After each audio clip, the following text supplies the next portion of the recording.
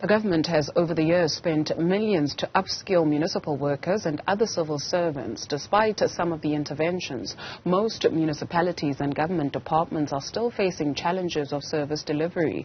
The Public Service Commission was set up to promote the constitutional values and principles of public administration in the public sector. We're now joined by the chair of the Public Service Commission, Dr. Somadoda Fikeni, to take a look at some of the problems plaguing the public sector and some of the resolutions that have been implemented thus far. Thank you very much, Doc, for your time this afternoon. In August, it will mark a year since President Cyril Ramaphosa announced you as the chair of the commission. And at the time, he said that the mandate, or your mandate, entails the evaluation of achievements or lack thereof of government programs. And so, a year into it, what have been some of the achievements or lack thereof? Well, one of those has been the approval in October last year of the framework for professionalization of public service, wherein we worked with the National School of Government, with the Department of Public Service and Administration, mobilizing different stakeholders to come up with a framework which says what would be a meritocratic, professional, ethical, capable public service look like, and what is the ecosystem and different components that would make that possible. So that framework was approved by Cabinet. And in the last 2 days, we are working with different stakeholders and departments on how do we come up with a concrete implementation plan for that, because good policies often end as just good policies instead of being implemented. And there are a number of other achievements that I can point to if you do have time. Yes, please. Maybe highlight 2 or 3 for us. The other one is now we are going to be having a Public Service Commission bill, which is going to replace the Public Service Commission Act of 1997. There it is trying to affirm Public Service Commission's independence and autonomy, because currently it is supported by a government department, which is the Office of the Public Service Commission. And also the same bill, we're going to extend our focus to include local government as well as state-owned entities. And that in itself, especially in view of the Zondo Commission report and many other corruption reports, become very important that we're going to be expanding that focus. Then I can talk of the engagement with the presiding officers of Parliament, a meeting with the other Chapter 9 and Chapter 13 institutions, or institutions supporting democracy, where we're coming up with programs to say what should the reforms responding to the challenges that we've seen look like. And that in itself, I think, it's but one of many other things that we've been involved in. When you speak of reforms, I do wonder also when you speak of the ecosystem, if an audit has been done in terms of skills that people possess. And this obsession that is held in some sectors of society that you need to have gone through formal education, while that is also okay, you do find people in the public sector who have been in certain roles for over a decade or over 2 decades, who would have learned along the way, who are passionate. And so are we sifting to see if people possess the right kind of skills, and if people who don't necessarily have the certificate but have the experience and have the heart to serve can still be retained? Certainly, the National School of Government has been given that task of doing the skills audit across the public sector, and we're working very closely with them so that we can benefit from that information, which is more recent, more concise as to what is the skills profile of the country, what is the skills gap. And indeed, because they are a training institution, they also provide in-service training, which means where gaps are identified, there will also be a training that follows. And not only that, even if you had your best qualifications, the work environment is changing over time, Therefore, one must always be engaged in learning and relearning, sometimes unlearning certain things in order to be fit for purpose in the changing environment. How should we understand this narrative from some sectors of society about cadre deployment and how it is crippling public service? Is that something you have witnessed? Well, we do not exactly use the term because it has been politicized. We rather use the situation where people who are not fit for purpose, who are appointed because of loyalty instead of competence. That we have observed in some instances, and in some instances, grievances are even sent to us as the Public Service Commission, and we write directions to reverse some of those if we pick up the irregularities. This new professionalization framework is meant to make sure that from recruitment to performance assessment, consequence management, discipline management, exiting the system, talent identification is professionalized so that political interference where it might be identified, an undue one, because you still have to have the political administrative interface, but the distinct roles should be understood as such as defined by the law.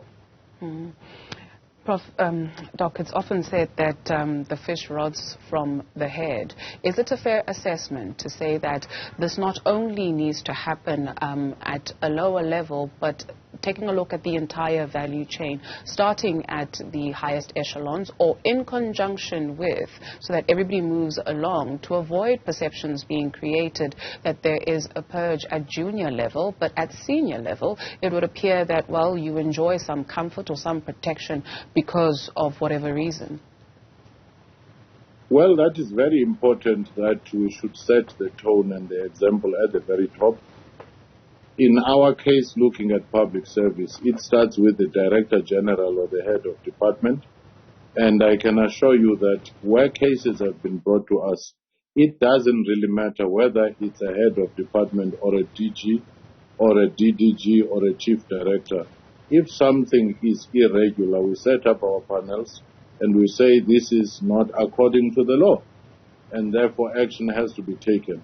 Of course, public protector looks at the executive, which is your public office bearers, your ministers and so forth, and they too are supposed, according to constitutional mandate, to do that exactly with the executive authorities or the ministers or the political, public office bearers.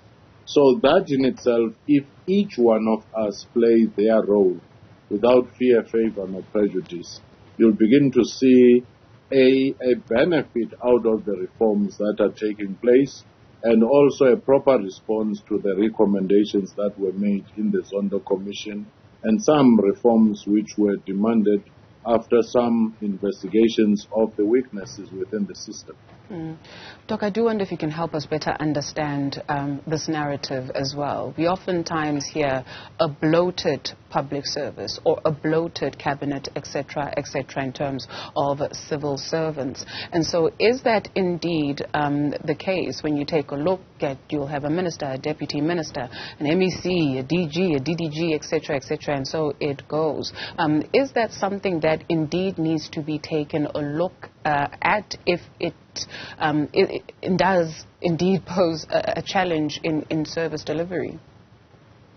Well, I do think that the skills audit will tell us that, but all what I can say, sometimes if we do not segment our analysis as to where the bloating is and where vacancies are and where there is a need but you do not have people, then we could have a blanket term for the entire system.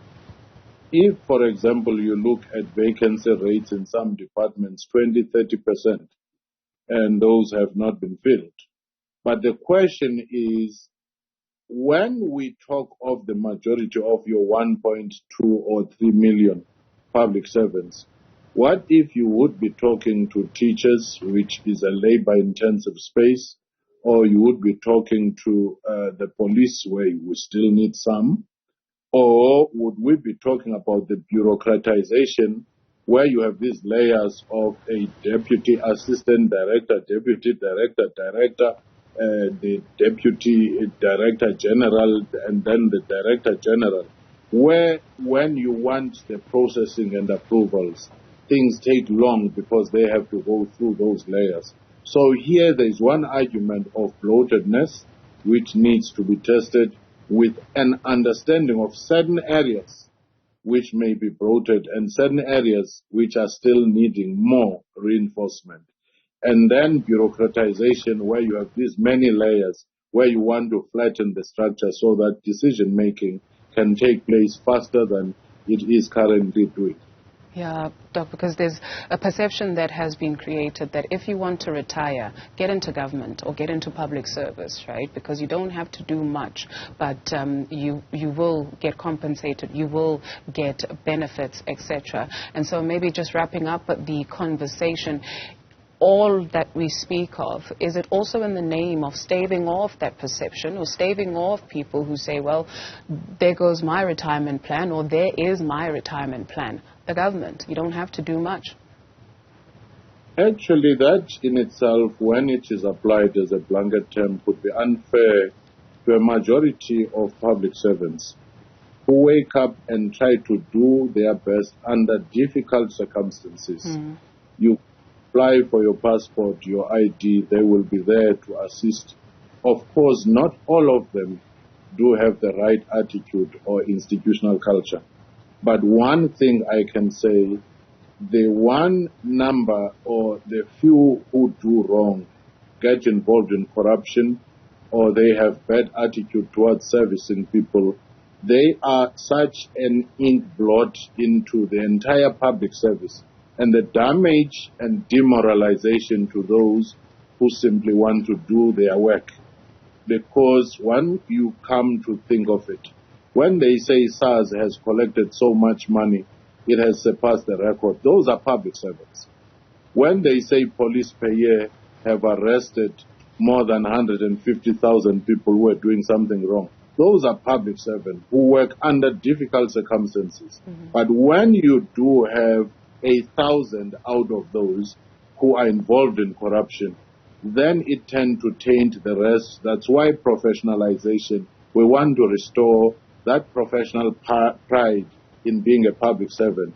And we even want to have a revolving door policy where from private sector you can come in and have some stint in public service and go back. And people in public service can go to the private sector. People in the academia can come in, do some time so that we sort of bring innovations and we do bring a number of ideas into the table. Fair enough. Thank you very much for your time this afternoon. Professor Somadoda Fikeni is the chair of the Public Service Commission.